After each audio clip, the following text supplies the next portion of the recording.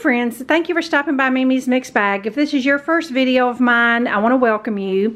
Now today I'm bringing you a little inspired project that I saw on a blog called the Happy Farmhouse. I'm pretty sure that's the name of it. I'll put the name of the blog on the screen. And she made the cutest Easter bonnet out of a Dollar Tree like wire bowl. This is the wire basket from Dollar Tree, and the one she did was the shorter version. So I'm going to take her basket idea and make it my own, and that's what I always want you to do with the projects I bring to you. I found the trash can, and I thought if I folded it like she did, it would make more of a top hat, and I thought that would even be cuter. So here's what I got gathered up here. This is a scrap piece of thrifted pillowcase. Anytime I find cute springy fabric on a pillowcase, I buy it, because it's a lot cheaper than a fat quarter. I took a piece of scrap cardboard and just free-handed some bunny ears. Since my basket is white, I just thought if I did white bunny ears, it might just kind of blend in. So I went and found some khaki colored. There are plenty of brown rabbits, and then the inside of the ear is going to be a lighter peachy cream color. And then for the florals, I've just got some absolute Dollar Tree scraps. You know, just a couple daisies, and you see what I got here, just some odds and ends that I'm going to make work. Scissors and hot glue. You'll be able to make this in 10 minutes. I will post the picture on the screen of my inspiration. It's such a cute little wire hat that I wanted to bring it to you and put my own spin on it. So mine's going to be an Easter top hat with bunny ears in the front. I'm going to clear all this out, and I'm going to cut my pillowcase 4-inch strip of fabric.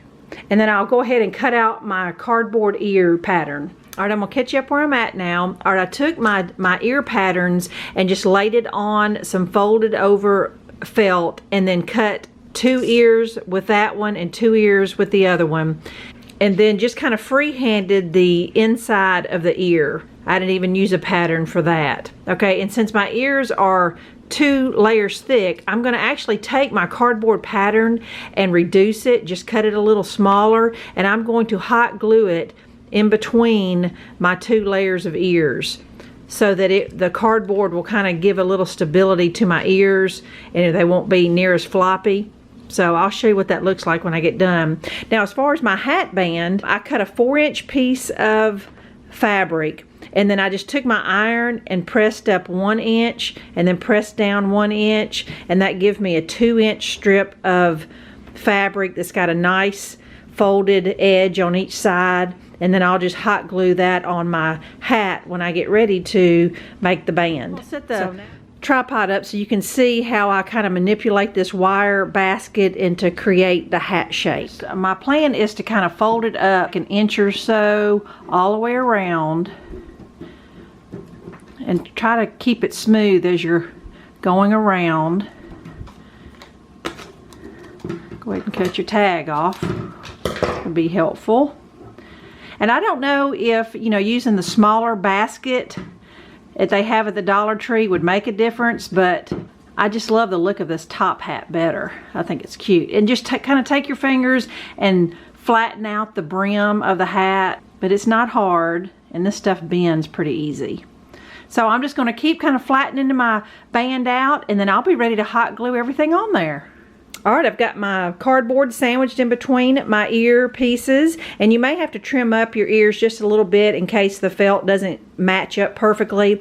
But another cute finish would be to cut this felt out with pinking shears. I just failed to grab them, but that would be a cute idea.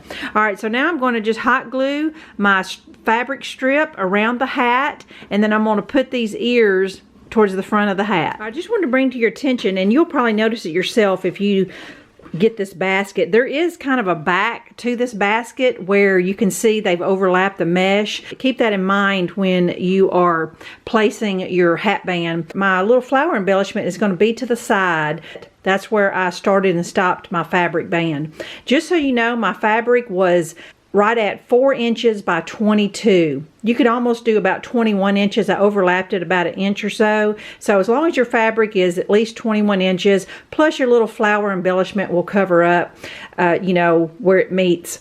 Once you get your brim, you know, folded up, the fabric band does hide a lot of imperfections, so don't worry about it if it's a little lumpy looking. It will all work out once you get your stuff on there, because the focal point is going to be the flower embellishment and the ears, and you won't really notice that there's a little bit of indentation or a little imperfection when you're looking around at the hat. So I'm going to hot glue my ears in place, play with some of those flowers I have right here, and then show you my finished top hat. I think it turned out really cute. I'm going to spin it around here just so you can see.